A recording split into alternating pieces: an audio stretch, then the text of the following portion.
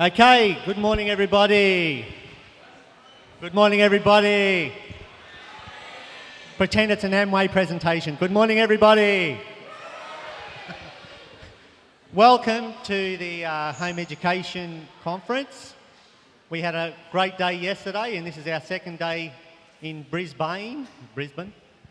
So we hope you have a wonderful time. We've got wonderful speaker today, John Taylor Gatto, which we will hear very shortly. The organisers of the conference is Home Education Association, and we've got a drop-in centre over here for the Home Education Association. We've got some pamphlets and information over there for you so that you can go over and chat with Rosemary and Kathy maybe, if they're here. I've kind of lost Rosemary. And we've got coffee and tea over here. We've also got toilets if you need a toilet over on the right. And we've got workshops coming up. And we've got people up the back there displaying all their resources for you for homeschooling. So you, throughout the day, just make your way up there and mix and mingle with the people and have a chat. So the idea of today is just to have a great time and to learn something about homeschooling. It's a very diverse community, so hopefully you'll learn a lot about the different ways you can homeschool. So Rosemary, there you are. You're going to do the... Rosemary's going to come up and she's going to do the HEA. You're not. I am. Okay. I'm here, so I'm not going to come up. Well, that's what I thought. Okay. The Home Education Association is an association of people with one interest, and that interest is homeschooling and raising the profile of homeschooling in Australia. Are you coming up? Okay. So we have a website. That's a bit of a snapshot of the website. Okay, so we have support groups and contacts throughout Australia. Go to the website and you can get support groups in your local area. So you're not alone, there's lots of people out there. There's discussion forums, news, articles, service providers throughout Australia, which some of them are represented up the back there. We're involved, National Home Education Week, the HEA are involved with that and putting out promotional material. And the last full week in May.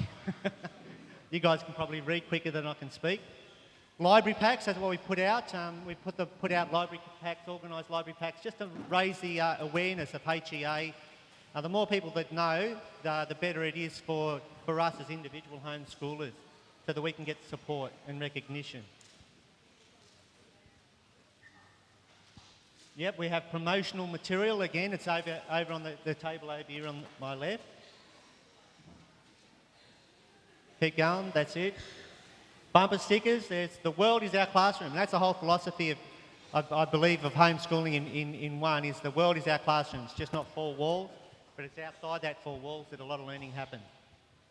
So some of the stuff that we help with on the government level is tax breaks, youth allowance and recognition for students, and consultation on education issues. You can ring us up and we can assist you with any issue that you might have, or refer you on to somebody that can help you.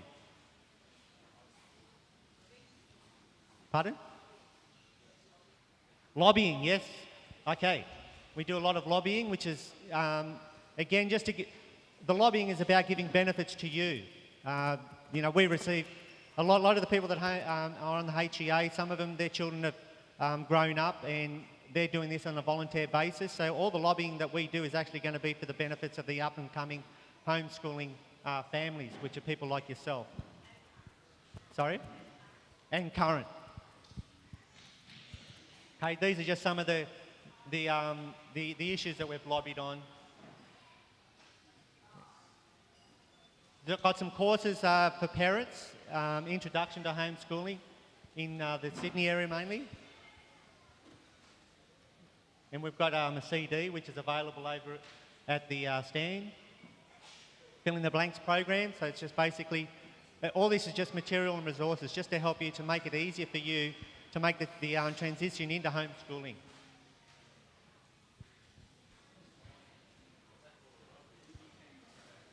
Okay, these are just all some of the files on the CD that we're going through very quickly. Click, click, click, click, click, click. Okay. Group events, we organise insurance and group events and stuff like that. Again, for your benefit. Insurance is a big thing when you're going on an outing. As a group, with the homeschooling group, insurance is often required and requested by the place that you're going to, so we provide that. We also provide insurance for work experience, which is a very valuable thing. ID cards, we can assist with student ID cards. And of course, we're just a volunteer organisation, and the power of our association lies in the hands of the people and the volunteers. So any help that you can have and assist with the HEA is very much welcome. Membership, we can do membership today, online. Education choices is part of the membership, which you get for free. And we have a website again. So are you coming up? She's going to come up after all. You've got 60 seconds. Once she starts.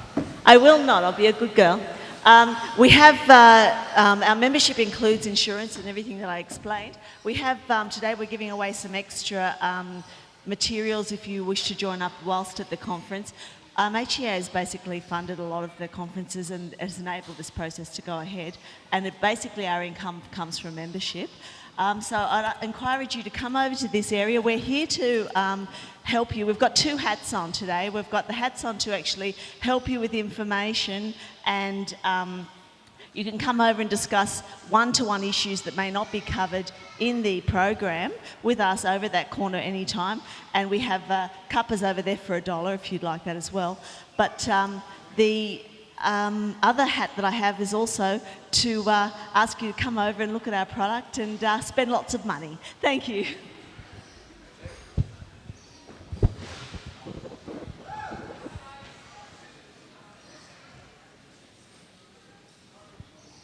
Okay, now this is a family event, but we'll just ask that because we're recording, that any crying children, if you can't keep them quiet, just carry them up to the back of the room or something. And also mobile phones, if you've got a mobile phone, it'd be appreciated if you switched it off so that during the meeting it doesn't ring. So please do that now. And I've mentioned the toilets, tea and coffee and the trade fair. So what I'm going to do now is introduce Eleanor to come up.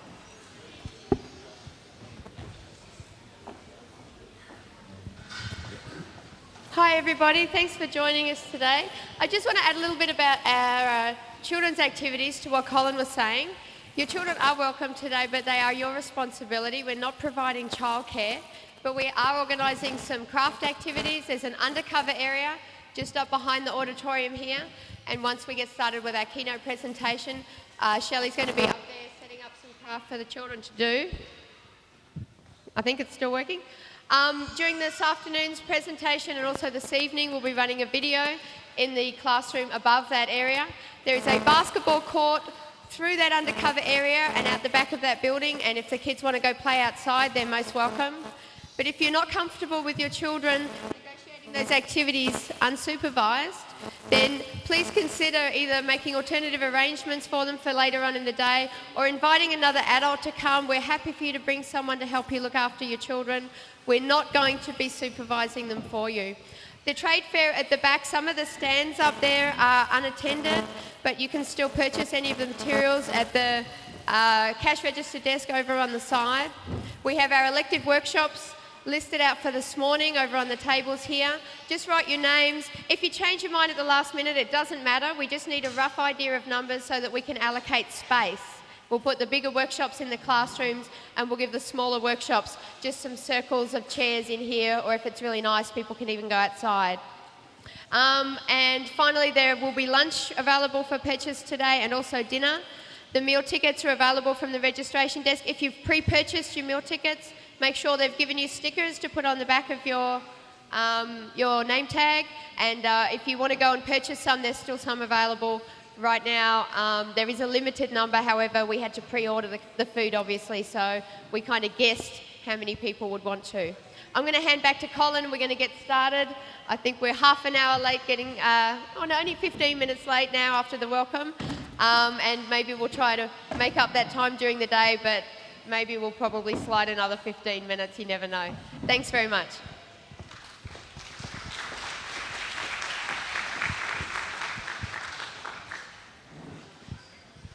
We've got John Taylor Gatto. A lot of you may not have heard of him. He's from America. He spent many years in the public teaching system in America and found that what he was doing there, he really didn't like. And he wrote a book called Dumbing Us Down. We were just talking about it then, and possibly he did coin that phrase, dumbing us down, so maybe someone might be able to give us the history of that word. But dumbing us down, he's going to come up on stage now and give us his presentation. Are you there, John? Come on.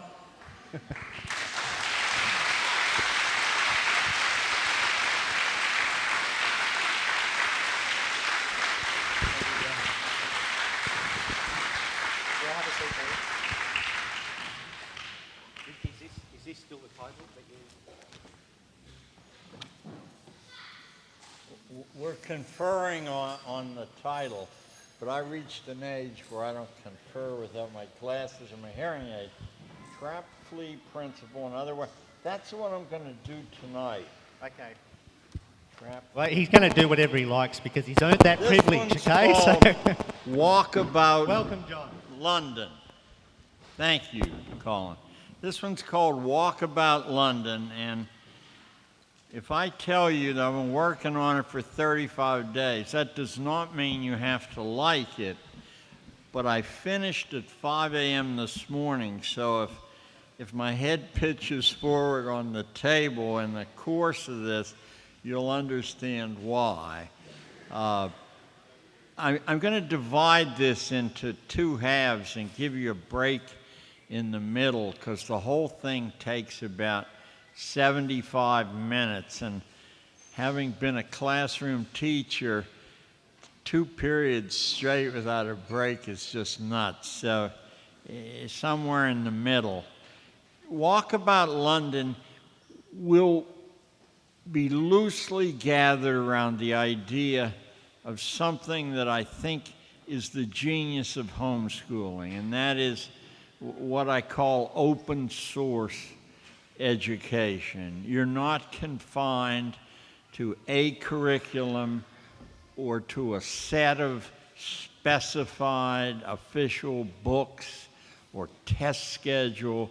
You can pick and choose like some great artist from all the colors on the palette. And is anybody in here a new homeschooler? I mean, could I see your hand? So I'll just speak to this smaller group for a second. You've really got to take a deep breath and trust your instincts, trust your kids' instincts, trust yourself.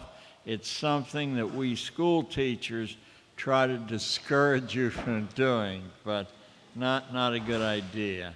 So Walkabout London. I'll have to work from a script since this was just finished at 5 a.m. this morning. But I know the material intimately, so I hope it won't sound like a librarian reading. A former United States Supreme Court judge once remarked that he couldn't define hardcore pornography, but he knew it when he saw it. And you can say the same thing about open source learning, which is the subject of my meandering presentation.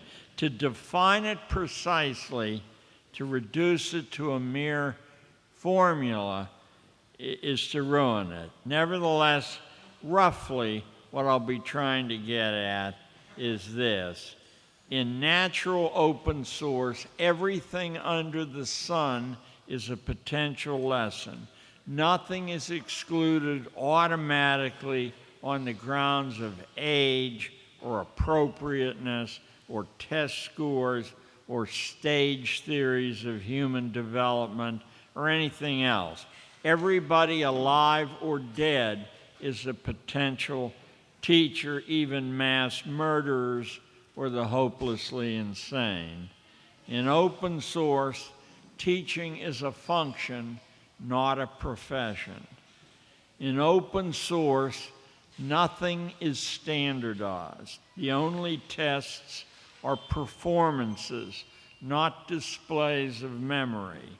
Students are pushed into taking an active role in selecting and recruiting their own learning sources, establishing sequences, evaluating progress. The fundamental assumption in open source learning is that nobody, I mean nobody on earth, can give you an education. An education has to be taken. I want you to know, right before I came over here, I said, listen, Lord, don't let me waste their time. So, a letter I received from a 16-year-old stranger in Tulsa a couple of weeks ago will clarify these abstract ideas. Dear Mr. Gatto, it began, compulsory schooling indoctrinates people in the faith of arbitrary systems, which are or will soon become obsolete. Schools teach as if what is now thought to be true will always be truth. They suppress the natural evolution of concepts and practices. Schooling perpetuates itself by making people so dependent on obsolete systems they can't change. Case in point, school upends natural learning priorities. Instead of focusing on useful stuff or on self-mastery, it concentrates on test scores and class rankings. Isn't this marvelous as a 16-year-old kid? But those things can be improved in clever ways without actually learning anything. I think these days young people call that gaming the system. Now contrast the internet with school. Anything can be learned through the internet. It transcends all boundaries, all social distinctions. It makes knowledge difficult to hoard and free speech hard to curtail. Before the internet, a student with a yen to pursue something odd like number theory would wait for college or would have to buy some difficult books which followed a pattern designed for the average. But average people don't exist except as statistical fictions. So standardized presentations are an inherently inefficient educational compromise. Learning doesn't have to proceed that way. As quickly as I type number theory into a search engine, my study begins.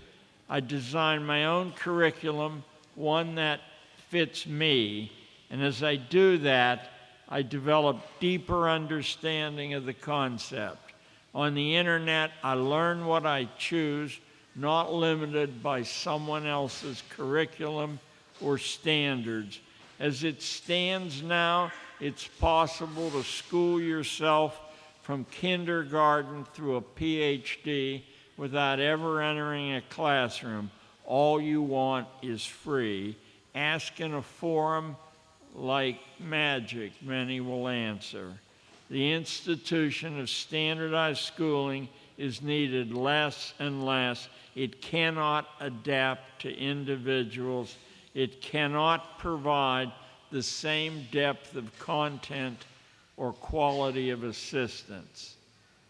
So for my teenage friend, the internet makes schooling irrelevant, and homeschooling does the same for millions of others. I can't tell you how inspiring it is for me, who wasn't homeschooled, who didn't homeschool his own kids, and who barely understood the term when I left school teaching at age 55, but now I've seen homeschoolers all over planet Earth, and what you're doing is so inherently superior to the very best that others do that I just take my hat off to you, and I think maybe there's some hope for planet Earth.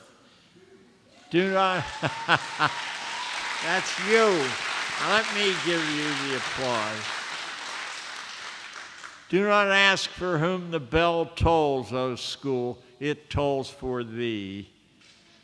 All right, now I'm going to tell you about a Chinese peasant named Shen Wenrong, and see if you can figure out how this connects with homeschooling.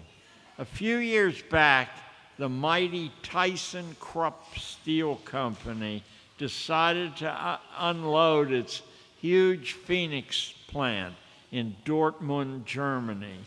It decided to dump it on China because steel prices were down, had been down for a long time, and management thought that overproduction would cause this to be true for a long time to come. So what better time to dump this plant that supported 10,000 families on unsophisticated China for not one, but two payoffs. Once in the sales price, then once to tear down this thing that covered hundreds of acres, pack it up, ship it to China, and reassemble it. China swallowed the first hook, but not the second. It wouldn't pay the moving bill. Tyson had estimated it would take 3 years and hundreds of highly paid engineers and specialized technicians, as well as thousands of workmen to do this. Too much, said China. We're going to move Phoenix ourselves. But where would China get the specialists to do this really one-of-a-kind job? Well, it didn't. One fine day, 1,000 Chinese peasants under the direction of a peasant named Shen Wenrong showed up in Dortmund, Germany. Shen Wenrong didn't use a computer, and he worked from behind a school teacher's, not a school teacher's desk, a school kid's desk. And the first thing he said is, we're not going to waste money buying German cooking and German rooms. They built their own housing and their own commissary in 3 weeks. And then inside of 1 year, not 3 years, these ignorant peasants had taken Phoenix down, crated it, shipped it, ran back home, uncrated it, and put it up in China. So in the time it took to dismantle and transport the Phoenix plant from Germany, China's huge orders on world markets drove the price of steel right through the roof, so it made money in China from day one, a lot of money, and had the Germans kept it in Germany, it would have made money there too, but of course, the slick, college-trained staff, executive staff, had been outfoxed by peasants. So don't forget Shen Wenrong.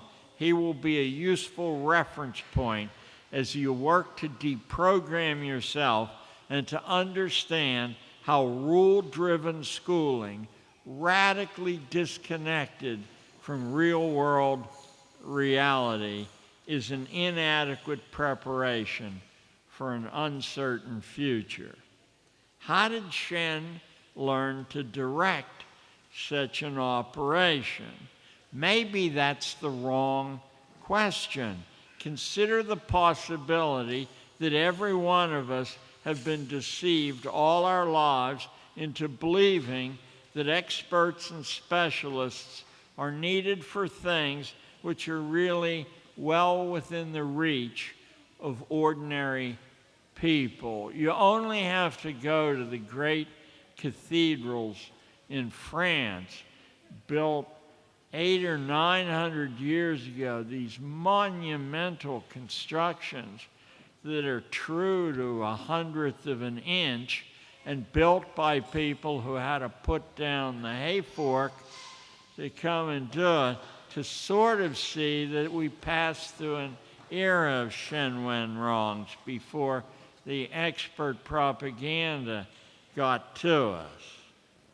And now, Walk About London, the title of this talk. An irrational respect for experts and rules is conditioned into us by 12 years or more of rule-driven schooling.